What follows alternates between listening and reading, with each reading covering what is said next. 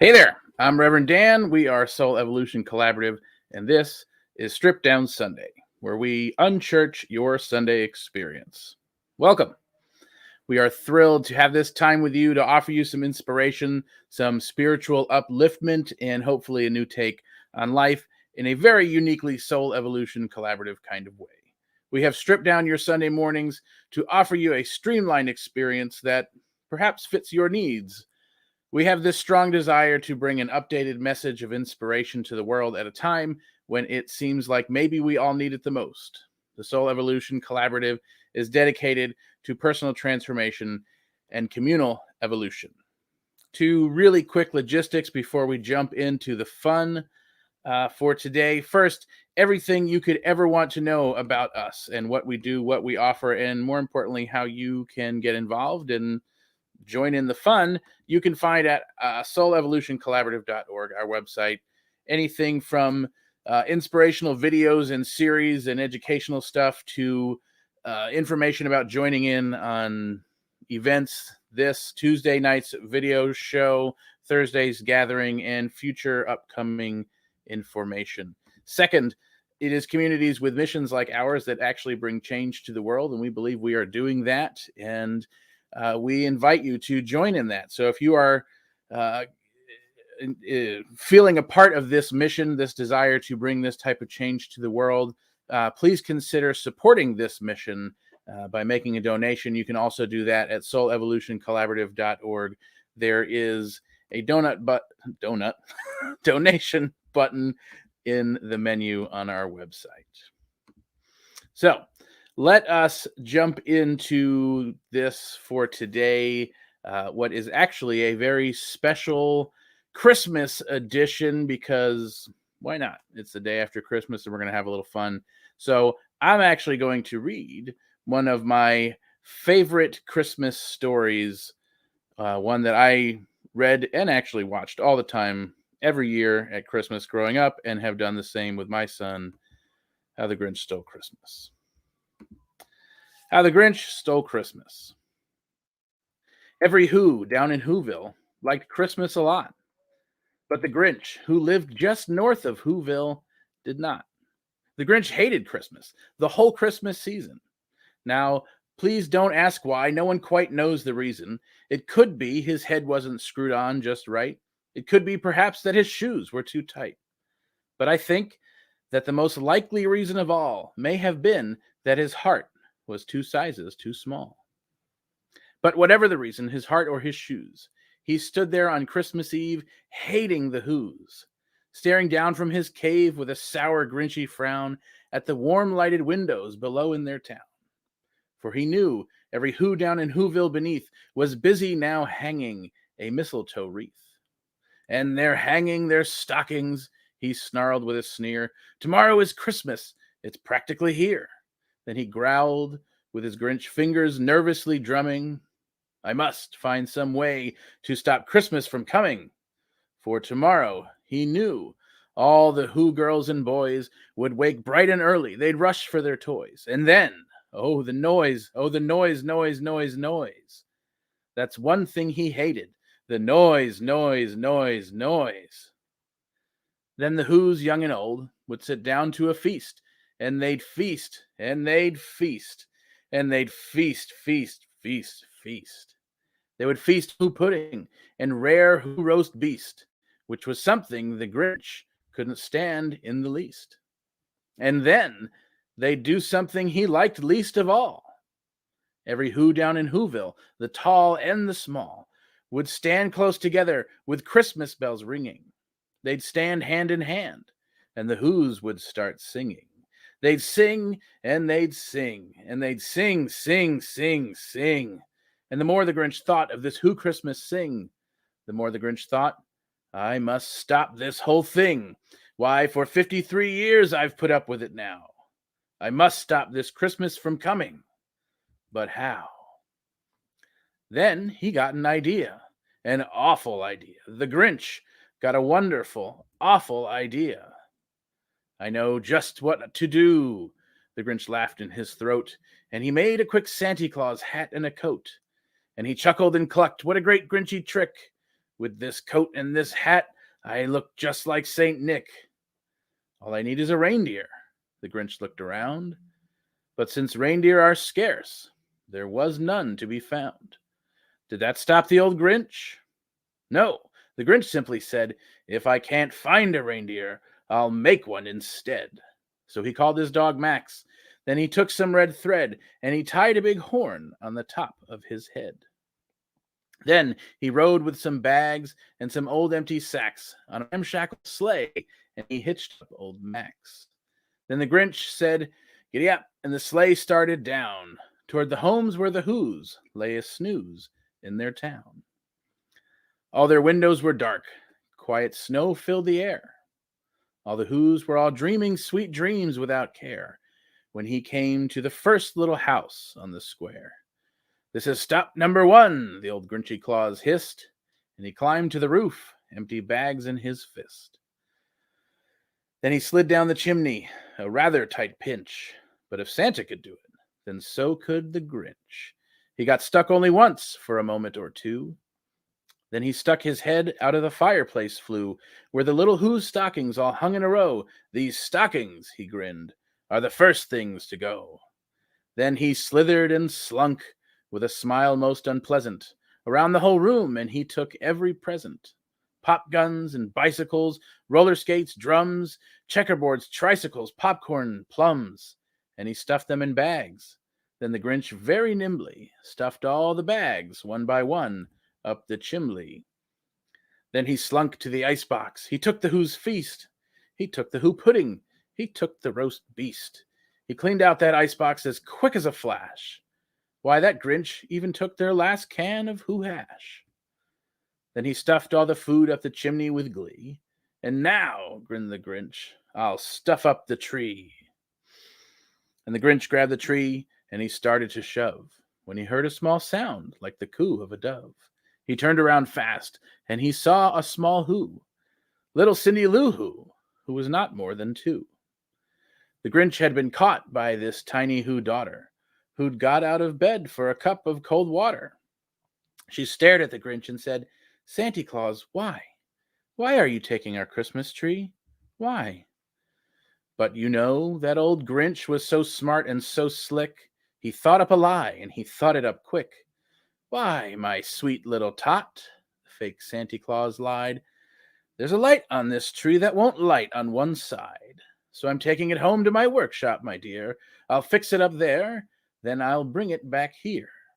And his fib fooled the child. Then he patted her head, and he got her a drink and sent her to bed. And when Cindy Lou Who went to the bed with her cup, he went to the chimney and stuffed the tree up. Then the last thing he took was the log for their fire. Then he went up the chimney himself, the old liar. On their walls he left nothing but hooks and some wire. And the one speck of food that he left in the house was a crumb that was even too small for a mouse. Then he did the same thing to the other Who's houses, leaving crumbs much too small for the other Who's mouses. It was 1/4 dawn, all the Who's still abed, all the Who's still a snooze when he packed up his sled. Packed it up with their presents, the ribbons, the wrappings, the tags and the tinsel, the trimmings, the trappings. 3,000 feet up the side of Mount Crumpet, he rode with his load to the tip-top to dump it. Pooh, pooh to the Who's, he was grinchishly humming. They're finding out now that no Christmas is coming. They're just waking up. I know just what they'll do. Their mouths will hang open a minute or two. Then the Who's down in Whoville will all cry, boo-hoo. That's a noise, grinned the Grinch, that I simply must hear. So he paused, and the Grinch put his hand to his ear, and he did hear a sound rising over the snow. It started in low, then it started to grow. But the sound wasn't sad. Why, the sound sounded merry. It couldn't be so, but it was merry, very. He stared down at Whoville. The Grinch popped his eyes. Then he shook. What he saw was a shocking surprise. Every Who down in Whoville, the tall and the small, was singing without any presents at all. He hadn't stopped Christmas from coming. It came. Somehow or other, it came just the same. And the Grinch with his Grinch feet ice cold in the snow, stood puzzling and puzzling. How could it be so? It came without ribbons. It came without tags. It came without packages, boxes, or bags. And he puzzled 3 hours till his puzzler was sore. Then the Grinch thought of something he hadn't before.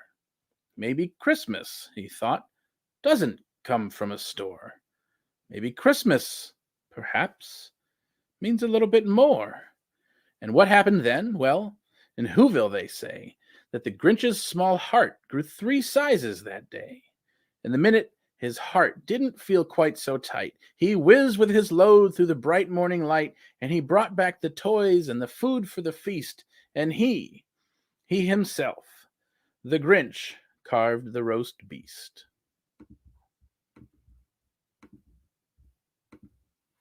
Fun story. But why did the Grinch steal Christmas? And even more importantly, why did the Grinch give it back? And actually, this is a really common story and situation that I think we all might find ourselves in at times, and especially recent times. So why did the Grinch steal Christmas? The Grinch hated Christmas the whole Christmas season. Now, please don't ask why. No one quite knows the reason, the book tells us. But perhaps we actually do know the reason. The book suggests it could be his head wasn't screwed on just right. It could be perhaps that his shoes were too tight. But I think the most likely reason of all may have been that his heart was 2 sizes too small. So first, the book offers that maybe this is some sort of mental illness, that his head wasn't screwed on right, implying there's something wrong with the Grinch for not liking Christmas. Perhaps that he is in some sort of mental distress. Next, it offers that perhaps this is due to some physical discomfort, that his shoes, they are too tight, suggesting that it has something to do with a physical pain that interferes with his ability to be joyous and like Christmas. That there is this physical pain strong enough that it is causing him to not like the joy of celebrating Christmas. That again, something is wrong with the Grinch. And third, however, the final reason, the book suggests that most likely the reason is due to the fact that his heart is too small. That perhaps it is beyond a physical pain. But whatever the reason, no matter the reason, everything about Christmas angered the Grinch. The mistletoe wreaths, the stockings, the toys, the noise, the who girls and boys, the feast, the pudding, the roast beast, and of course, worst of all, the singing. Now, mind you, this whole story, it's Christmas Eve, and the Grinch is standing on the top of this mountain looking down at Whoville. Christmas hasn't even happened yet. This whole story is the Grinch reliving this story over and over in his head of what Christmas is like and how it will go. Did this even happen? I don't even know.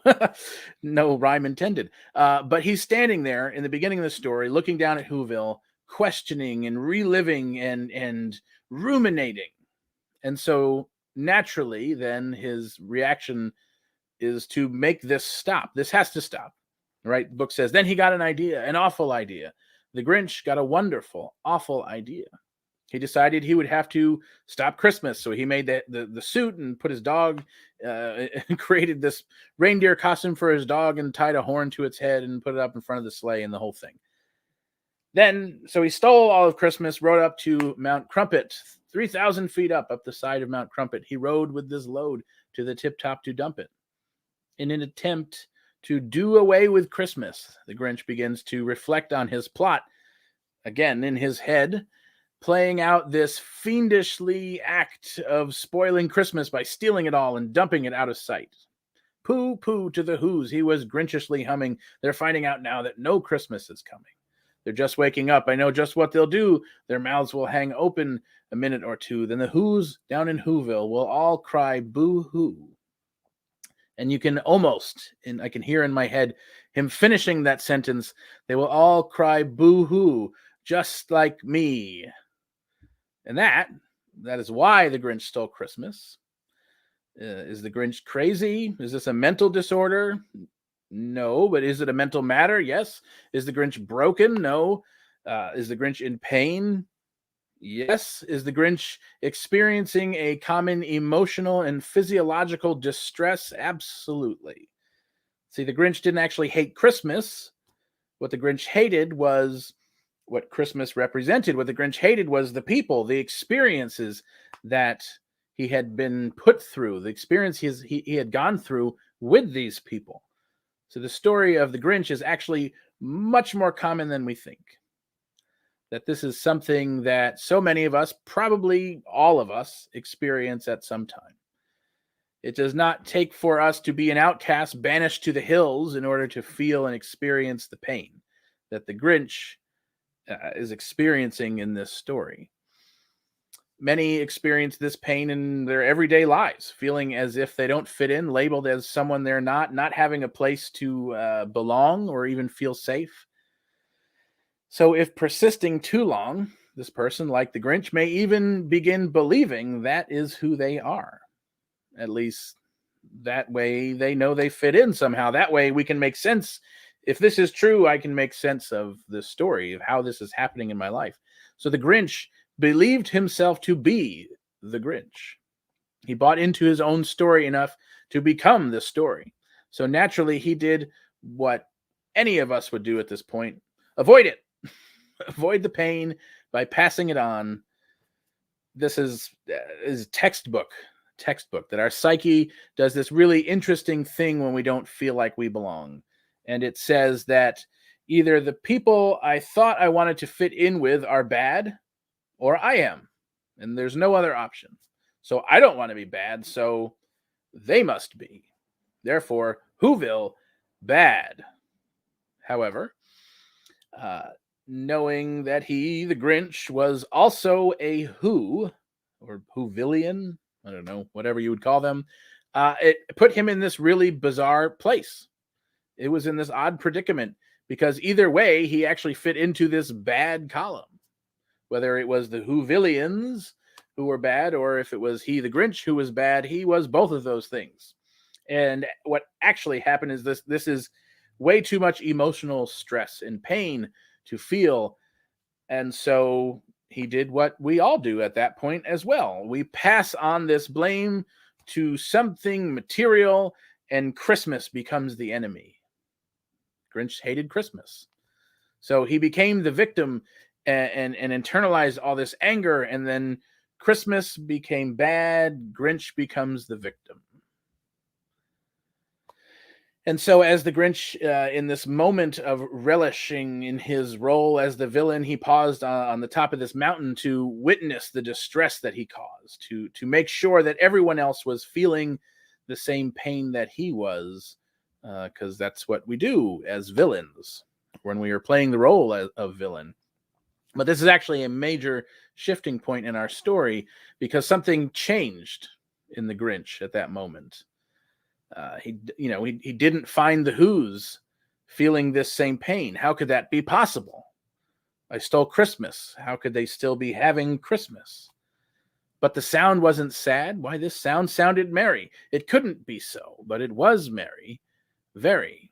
And so the Grinch actually hadn't stopped Christmas from coming, and he was really confused about this. How is it possible? This plan was practically foolproof, unless he was wrong about everything. Wrong about Christmas, wrong about the Who's, wrong about himself. That's the only explanation. And so, as happens in stories, because we don't have years for these things to play out, in a moment of enlightenment, he had this thought, right? And the Grinch, with his Grinch feet ice cold in the snow, etc., etc., then the Grinch thought of something he hadn't before. Maybe Christmas, he thought, doesn't come from a store. Maybe Christmas, perhaps, means a little bit more. And so we see he is beginning to undo this story, that perhaps if Christmas isn't what he thought it was, is it not bad? Is this not actually the story? Is this not actually the truth? What is actually happening? And so the Grinch took the next logical step in his journey, and this is so often the path when we are in this story of victim. Our way out of victimhood is to become the hero. And so two things happen really quickly at this point in the book, and you could actually very easily miss both of them. And what happened then? Well, in Whoville, they say that the Grinch's small heart grew 3 sizes that day. And the minute his heart didn't feel quite so tight, he whizzed with his load through the bright morning light and brought back the toys and the food for the feast. And he himself, the Grinch, carved the roast beast. So first thing that happens, the Grinch easily assumes this role of victim, and then he easily steps into the hero. These are two seemingly polar opposites, but actually exist on this victim triangle. And so the Grinch had this awakening of sorts to move into this new role. The Grinch saves Christmas. He rides into town as the hero who brought back all of the presents, trees, wreaths, boxes, bags, food, and even the last can of Who Hash. The second thing that happens, and almost simultaneously, again, because the magic of storytelling in books, by the second sentence in this paragraph, the Grinch suddenly has his experience goes from this head and brain type of experience into this very heart-centered place. The Grinch miraculously finds himself healed of this emotional trauma. Wouldn't it be nice if it was that easy? By recognizing that the good that is within the Who's must actually then be within him. If this whole story wasn't true and Christmas isn't what we thought, and we can't pass this blame onto Christmas because it isn't actually all these things that we stole because that's what we thought it was. Well, if it isn't bad and he is both the Who's and himself, just as we said before, that either they're bad or I am, well, if they're not bad and I'm one of them, then I am also not bad. It just become right. So of course this happens immediately in a split second, that he immediately knew that he had been wrong all along about the Who's, about Christmas, and about himself, that he did fit in and that he did belong in Whoville. So it's important for us to realize that the Grinch never actually hated Christmas. He thought he did. He wanted everything in the world to he actually wanted to be able to celebrate Christmas. He wanted everything in the world to be able to celebrate Christmas. So he thought he hated the people. He thought he hated the Who's. But the Grinch is actually this metaphysical representation of so many of us when we are experience a feeling of being different or less than or not enough or separate from, that there is me, us, and them, which I think we can probably all relate to some degree right now, or over the last several years or even year, that there is an us and a them, and we have this story. And like the Grinch, we have this metaphysical meaning behind all of it. So the Grinch becomes this representation of when we are experiencing those things. So we believe it ourselves and we become that thing. We create even more of that thing, even if it's only in our minds. So once he realizes that the Who's are not what he thought they were, he was forced to reevaluate his entire worldview. Now that is quite a tall task for certainly anyone to do in a moment, as it happens in the book, that this is something that tends to take an extended period of time in our lives. But it is important that it happens, that we are actually evaluating our worldview and reevaluating if necessary. So often it's so much easier to just look to point blame on the outside, the world around us, on others, on stories, on whatever it is, the things that happen to us. We place blame without a willingness to actually look within and take responsibility for that which is ours to be responsible for. Not to be responsible for what is someone else's, but to take responsibility for that piece that is ours. And our responsibility is certainly not playing victim, but or maybe even hero, but simply to look at how the world shows up in front of us, look at what story we are creating, and look to see where the story we created doesn't actually line up with the truth. So when we steal Christmas and Christmas shows up anyway, well, wait a minute. Something maybe wasn't right. And also notice that the Grinch didn't say, "You may have your Who Christmas with your bows and your wreath when you give me my place at the Who Christmas feast."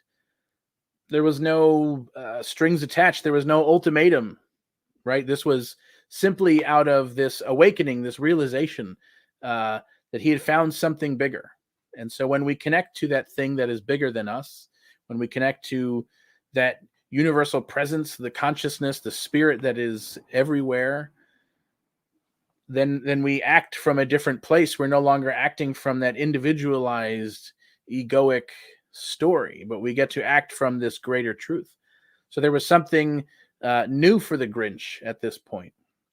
Christmas actually stood for something bigger than any one of them. It was bigger than the hate between them, for sure, or at least the supposed hate that he thought he had, that he thought they had. And yet he was welcomed without even a second glance or a second thought. And so amazingly, he had let go of all of the wrongdoings, the blame, the judgment, the shame, especially, and everything along with this, that there was this immediate healing. And so it's not mentioned in the book, but he almost awakens to this Christ consciousness within, that there was just an immediate forgiveness, an immediate healing, an immediate change. And so, like the Grinch, we too can actually have this immediate forgiveness, a place to belong, to be seen, where our presence has important impact. This story simply shows us what is possible when any one of us loses our way, and what happens when we find our way back and place our faith in something larger than we are. And so I just want to finish with a couple stanzas of added words to this story. The Grinch learned a thing or two on that day about himself and his home, his thoughts and his ways. Minding his mind, being conscious this time, his head met his heart in a way it hadn't before. Embracing his feelings, he ignored them no more. Responsibility was had. The Who's and the Grinch would both take it. Compassion was seen, even felt. They would not fake it. And on this very Christmas day mealing, everyone, even the Grinch, felt all of their feelings. Forgiveness was made. It was a great Whoville healing. So Merry Christmas, and I hope for you, wherever it is needed, a very great Whoville healing.